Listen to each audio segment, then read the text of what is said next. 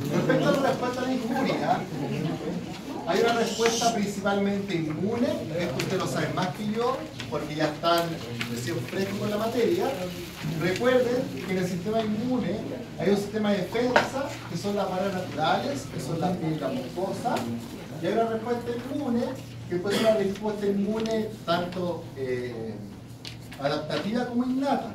Si se acuerda, la respuesta inmune innata tiene que ver con células que no son de memoria, mientras que la respuesta inmune adaptativa es cuando actúa la célula de memoria y los plasmocitos y los linfocitos B. Eso es inmunología 1, primera clase.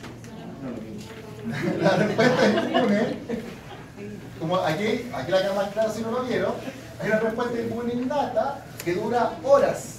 Cuando yo les digo una respuesta inmune innata, ustedes se cortaron y en ese momento que ocurrió, mi piel empezó a cicatrizar y por lo tanto, entre las primeras 12 horas van a actuar los fagocitos, las células T natural killer, para eliminar el patógeno, que en ese momento puede ser hasta una espiga, que se lo enterramos, una espina por ejemplo, y si salió la espina, a las 12 horas pasó el cuadro, pasó la respuesta inmune y el paciente volvió a estar en un estado de homeostasis normal.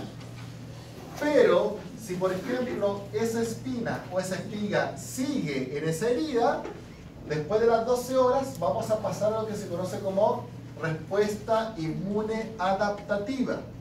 En la respuesta inmune adaptativa, la característica es que van a actuar tanto linfocitos T como linfocitos B. Los linfocitos B, se lo voy a decir igual, producen lo que son los anticuerpos. Los anticuerpos van a estimular a un efector que van a ser las células T, las TCD8 por ejemplo, que son citotóxicas, y van a eliminar el patógeno. ¿Ya? Esto, bueno, se lo dije muy básico, pero recuérdenlo. ¿Ya? O sea, cuando yo les digo respuesta adaptativa, asumo que nadie va a colocar en la prueba natural killer.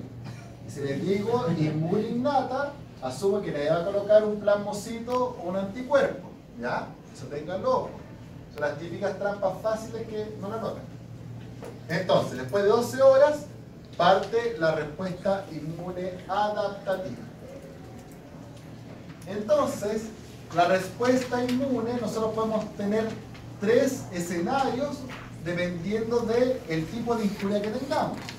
Por ejemplo, cuando nosotros tenemos una alergia, el sistema inmune va a generar una respuesta inmune excesiva. Eso es una alergia.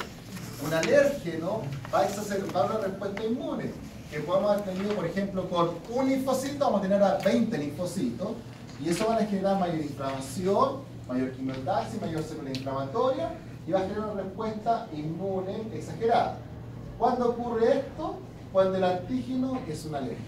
Personas alérgicas, gatos alérgicos que tienen asma felino, vamos a tener una respuesta inmune exacerbada. ¿Ya? Otra respuesta que vamos a tener es una respuesta inmune, en vez de excesiva, disminuida. Si la injuria va a ser una inmunodeficiencia, recuerden que la injuria no siempre es un trauma, puede ser inmunodeficiencia, gatos con leucemia felina, que son inmunodeficientes, pacientes caninos con enfermedad de Cushing, que es el exceso de cortisol, que genera inmunodeficiencia, va a generar que el sistema inmune tenga una respuesta disminuida. ¿Ya? Aquí también hablan de algunos antígenos como algunos humanos, por eso son microbios, pero algunas bacterias también que pueden generar inmunodeficiencia. Digo. Profesor, un daño neurológico sería como una injuria a una respuesta. Daño, cuando usted dice daño neurológico, es injuria. ¿Ya? Pero si usted dice respuesta del sistema nervioso, eso es respuesta. O sea, yo le digo, ¿a qué se refiere, por ejemplo? ¿Cuál es el ejemplo del daño neurológico? Por ejemplo, un perro, no sé, con un trauma que quede con un daño neurológico, eso sería. El trauma es la injuria. Cuando te dice el trauma neurológico es la injuria. Pero ahí, cuando el sistema neurológico actúa, por ejemplo, en un trauma, en un perro con TEC, lo que hace el sistema nervioso es, como tengo aumento de lo que se conoce como PIC, que es la presión intracraniana, lo que hace el sistema es generar un reflejo que se llama reflejo de Cushing. O sea, el corazón empieza a latir más lento. Eso es una respuesta neurológica, porque el corazón late más lento, porque así hay menos aumento de la presión intracraneal. ¿Ya? Es un reflejo que se llama reflejo de Cushing, que no es lo mismo que enfermedad de Cushing, es un reflejo. Por lo tanto, el trauma es la injuria, la respuesta es el reflejo, que es un reflejo nervioso, y que va a generar radical. Esa es la respuesta. Esa sería una respuesta de minoría. Cuando el corazón empieza el ritmo de paso. Sí, buena pregunta. Muy buena pregunta en realidad. Sí, buena respuesta disminuida. Buena respuesta disminuida, sí. Muy bien. Respecto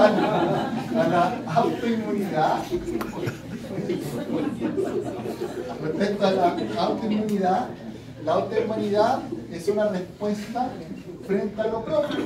Aquí no le estoy diciendo yo exacerbado o disminuido, le estoy diciendo respuesta a algo que no debe. Las personas que son enfermos celíacos tienen una respuesta que no deben al gluten y tienen diarrea. Si están hablando de perros, los perros, por ejemplo, que tienen enfermedades que se llaman IBD, tienen una respuesta, o alimentaria, tienen una respuesta que no deben al pollo. No es que ese perro tuvo una respuesta exacerbada, ese perro tuvo diarrea, eso no es una respuesta exacerbada. No se hinchó, pero sí tuvo diarrea. Entonces, eso es una injuria autoinmune en que cuando hay una respuesta a lo propio es por un antígeno propio que nuestro sistema inmunológico respondió y no debería responder. Esto ocurre porque hay alteraciones en los reguladores del sistema inmune.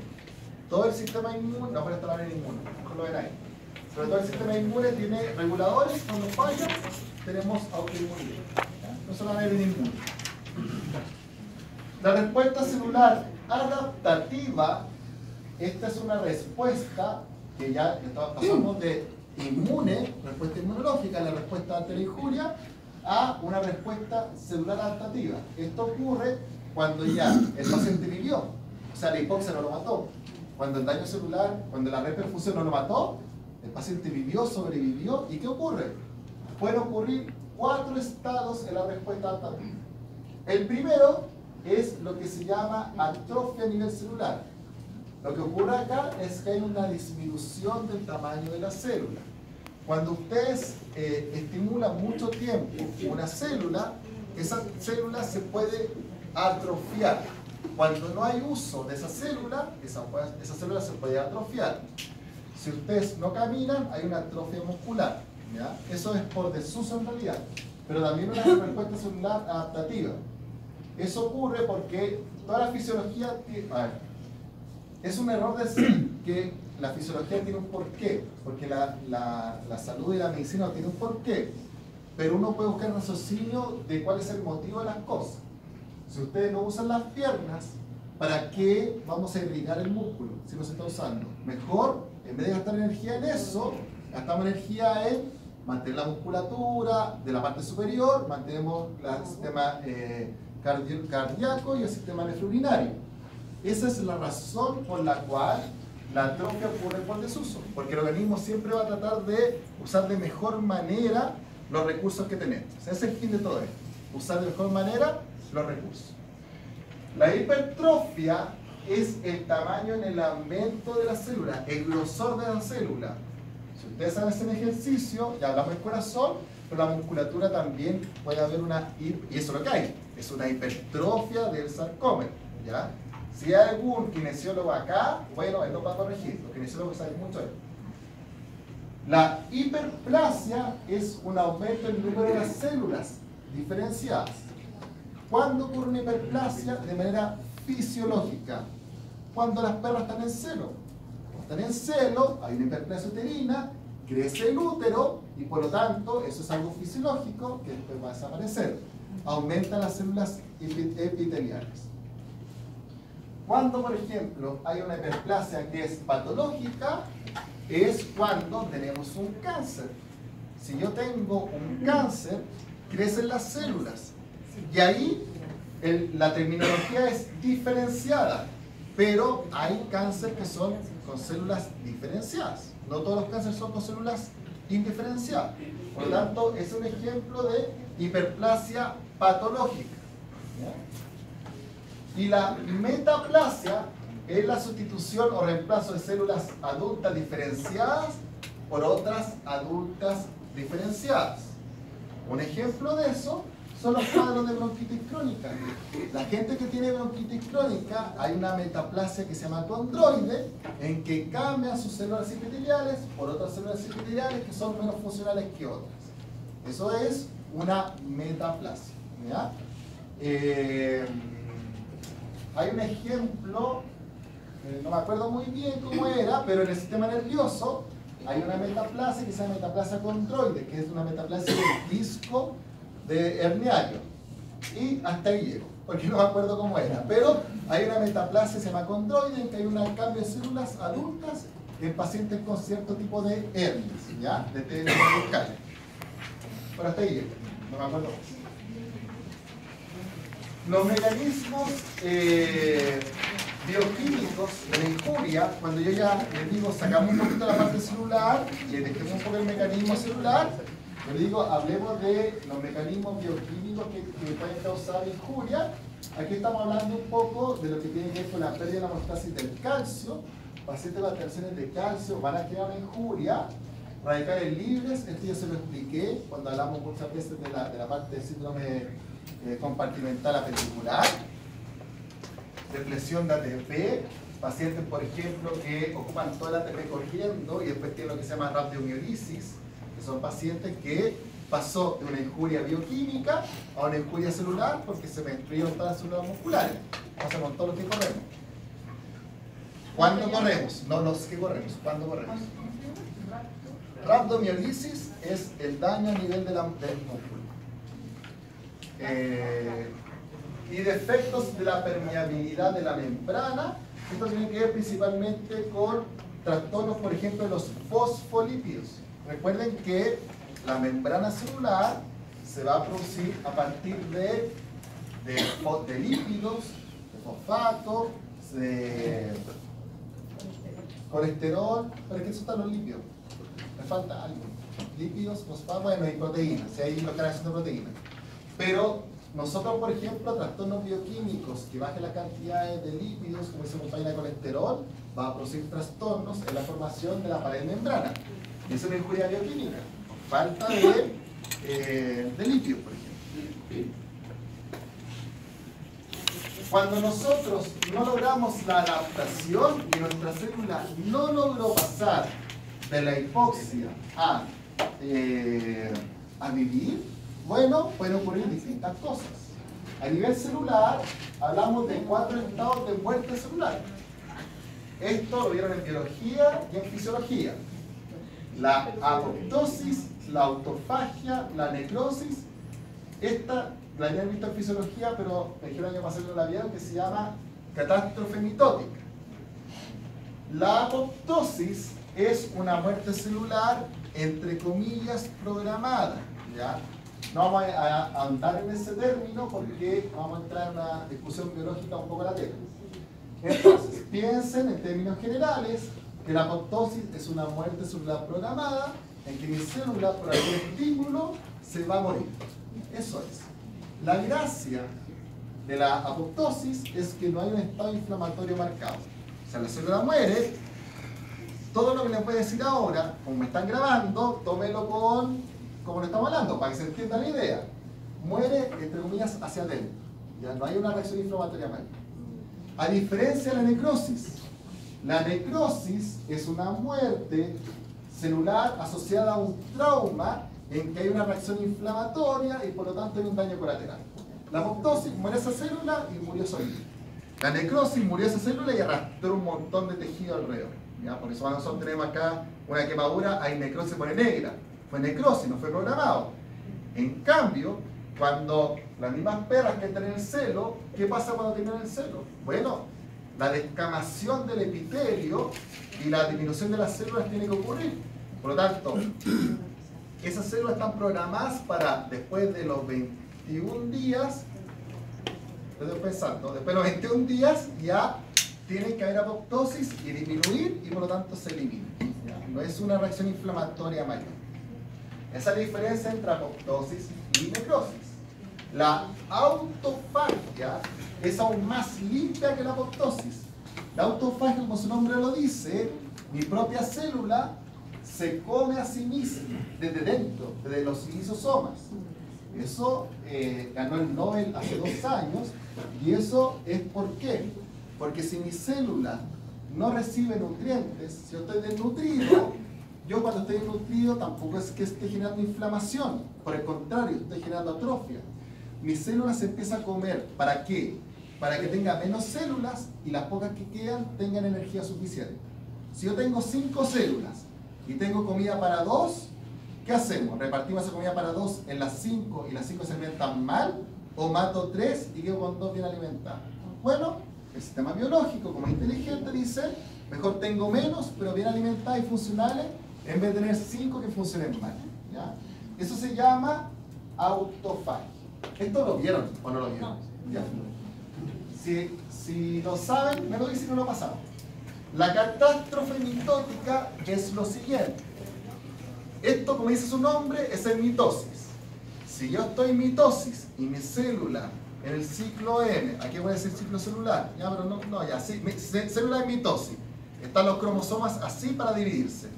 Cuando se van a dividir, si hay un cromosoma que no sea bueno o que esté alterado o que tenga un daño, lo que va a ocurrir es que esa célula se va a morir y no va a haber una mitosis. Entonces se llama catástrofe mitótica y es bueno que ocurra. Esto ocurre cuando mi organismo dijo, me estoy dividiendo pero tengo que hacer un gen, que ese gen está dañado. Entonces mejor que muera esa célula y no se divida. Si falla la catástrofe mitótica es cuando tenemos las alteraciones genéticas. ¿Ya? Acá pueden ver un cuadro en que se explica muy bien, no se quedan bien, pero es bonito explicar. Acá ven una célula redondita en que esta célula está muriendo y esto es una apoptosis.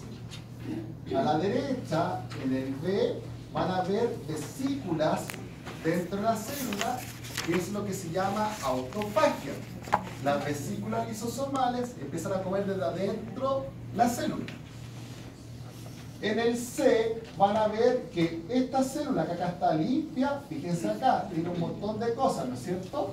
Necrosis.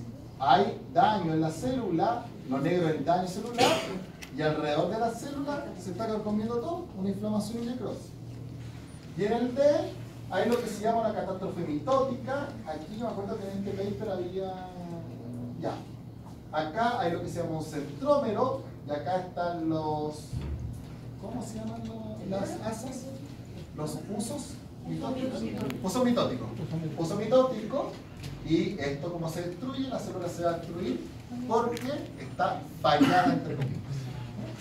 Son los 4 estados de muerte celular: apoptosis, necrosis, autofagia y catástrofe mitótica. ¿Ya? Para términos académicos y para fisiopatología de segundo o tercer año, de tercer año, vamos a decir que la apoptosis es una muerte celular programada y que la necrosis es una muerte celular no programada.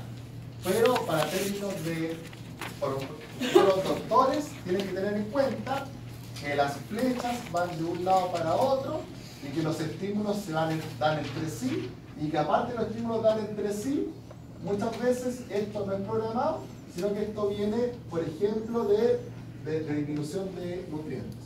O sea, yo comí menos y a lo mejor esto no fue solo autofagia, también generó apoptosis, generó un daño no inflamatorio, y que esa célula se programó en ese momento para morir. ¿Ya? Y a lo mejor no es un programa cromosómico. Esto...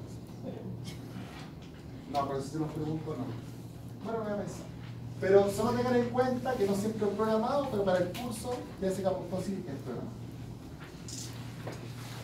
Ya.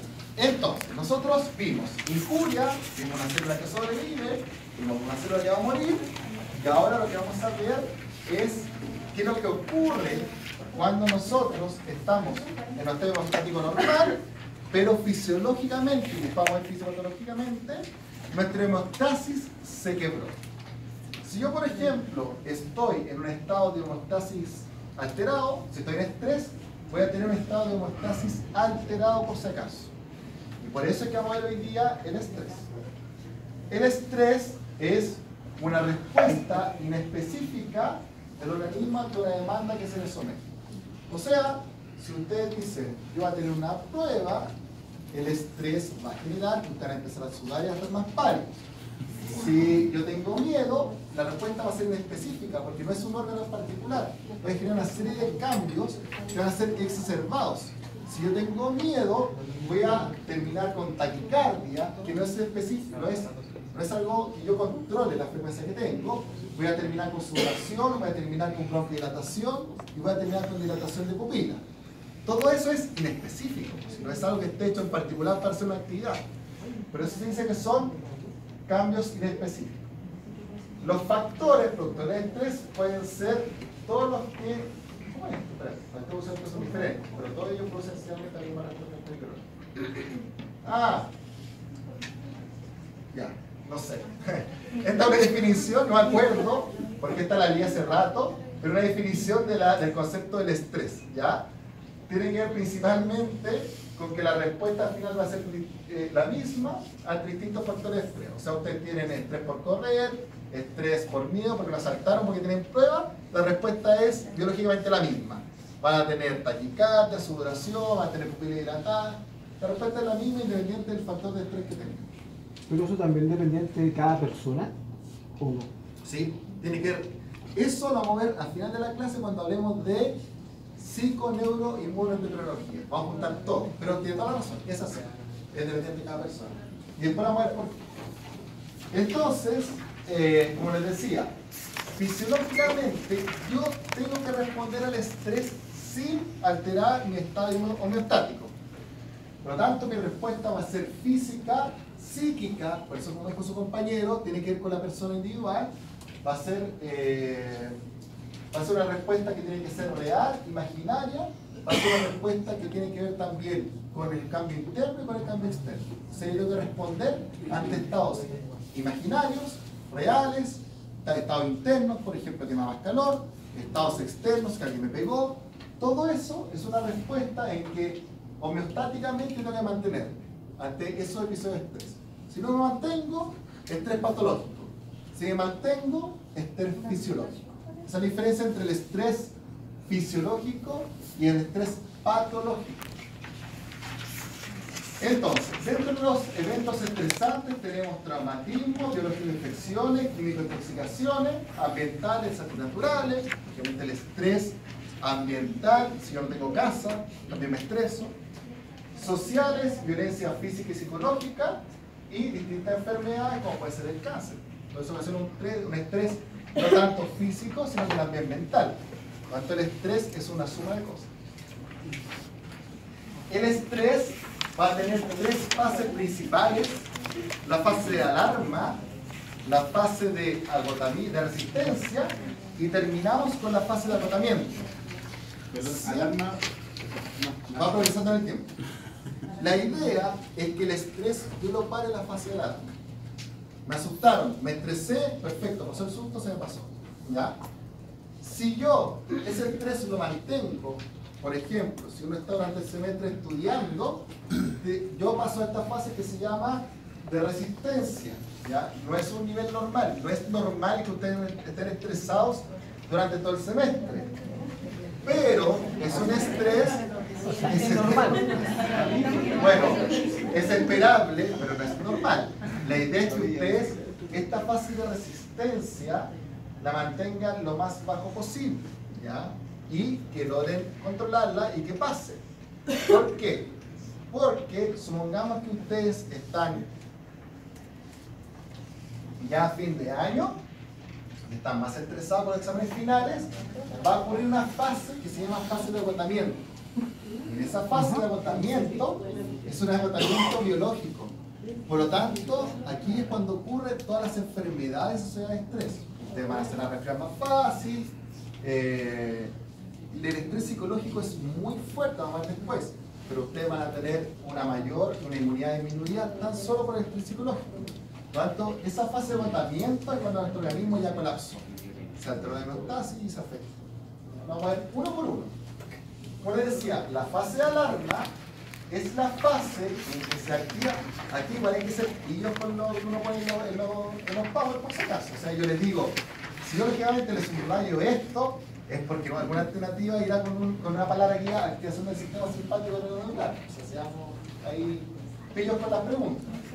La fase de alarma es una fase en que aumenta la frecuencia cardíaca y la capacidad respiratoria, junto con la dilatación de pupilas por activación del sistema simpático adrenomedular. Lo vamos a ver después, o al tiro después. Pero recuerden que la glándula adrenal, fisiología pura, fisiología 1, la glándula adrenal tiene dos partes, la corteza y la médula. La médula genera, ¿qué genera la médula adrenal? Ya, pero es adrenalina y noradrenalina. La epinefrina, la norepinefrina, yo lo puse ahí. Ah, es el compuesto, es el nombre que se le da más que nada al compuesto químico. Son las catecolaminas que son la adrenalina y noradrenalina. Después la vamos a ver con detalle. Pero aquí se activa ese efecto, por lo tanto la adrenalina que hace, frecuencia cardíaca alta, dilatación de pupila, jadeo, salimos corriendo. La fase de resistencia es una fase crónica, es una fase que predomina el eje, hipotálamo, hipófisis adrenal. Lo vamos a ver después. Por lo tanto, aquí más que la catecolamina, que es la adrenalina, va a predominar el cortisol, la hormona del estrés normal de nosotros. Por eso es que acá dice que es una fase larga, ¿ya? Que dura semanas, meses o años. En su caso, ustedes no van a estar con la adrenalina todo el semestre alto, sino estarían taquicárdico, morirían. Ustedes van a estar con el cortisol alto, que es la hormona del estrés. Esa hormona lo que va a generar es que va a generar una distribución distinta a los recursos. El cortisol lo que va a hacer es que ustedes van a, con el estrés crónico van a tender a engordar muchas veces, porque el cortisol hace que empiezan a acumular tejido adiposo, porque el tejido adiposo es el precursor del cortisol, y por eso también van a comer más. El estrés ustedes comen más porque tienen cortisol más alto, por eso les da más hambre, por eso tienden a engordar en el año académico. Todo eso, su respuesta está en el cortisol. Vamos a hacer ejercicio para bajarlo, pero lógicamente si quieren atribuirle algo a la culpa, hacer otro motivo, otra cosa que ocurre va a ser que como yo estoy estresado, y como les dije, el cortisol es la hormona del estrés, el estrés es algo metabólico. Yo metabólicamente, ¿por qué engordo? Porque tengo que acumular energía. ¿Por qué? Porque como estoy estresado necesito más energía. Ya, yo necesito energía para estudiar, para lo que sea, porque igual estoy tenso. Pero esa energía también hace de que yo trate de no usar otras cosas. Entonces, lo que ocurre acá es un ahorro de energía. Se evitan actividades no relacionadas con la supervivencia. ¿Ya? Por lo tanto, se evitan las actividades reproductivas. Como acá todos somos adultos, vamos a decir que si ustedes están muy estresados, baja la libido. Por lo tanto, y todos lo saben, no se hagan canchero, que están muy estresados, lógicamente, la libido baja y la actividad reproductiva baja. Las mujeres bajan la libido y el hombre baja la libido también. ¿Ya? Por lo tanto, es un efecto del estrés crónico. La parte reproductiva, la actividad sexual se va a pique. Eso es así. Si este estrés dura muchos meses o años y es muy larga, se le considera como un estrés crónico. Si usted pasó al estrés crónico, sin pastillas, pruebas de que usar o lo que quiera, pero sí, en realidad el principal causa de disfunción eréctil es el estrés crónico. Eso está más que sabido. Entonces, si usted pasó al estrés crónico, la parte reproductiva ya está en el suelo, ya su relación se terminó, se acabó todo, y aparte de eso, vamos a pasar a la fase de agotamiento. La fase de agotamiento es cuando nosotros perdemos la capacidad de adaptación.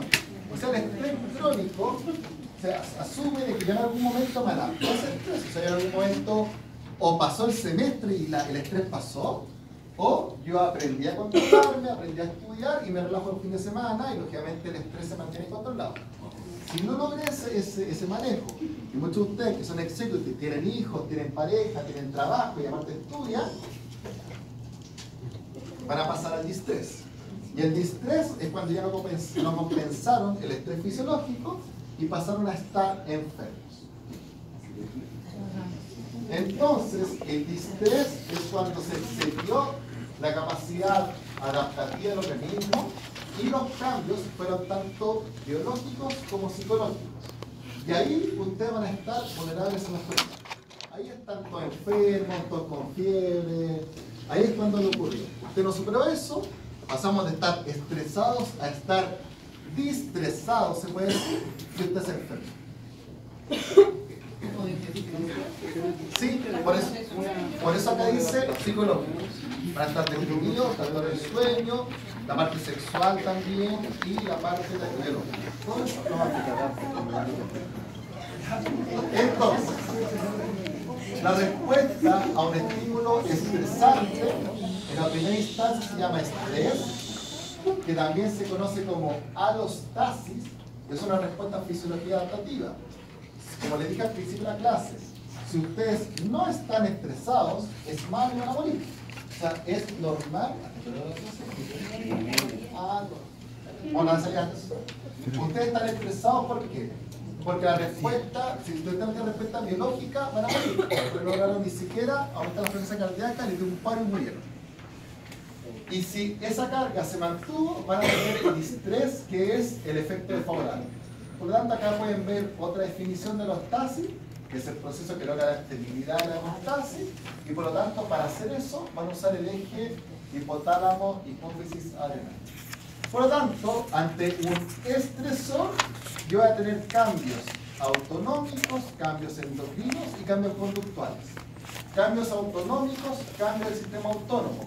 El sistema autónomo, fisiología neurológica, nerviosa, recuerden, frecuencia cardíaca, voy a aumentar la frecuencia cardíaca y voy a responder. Sistema nervioso autónomo.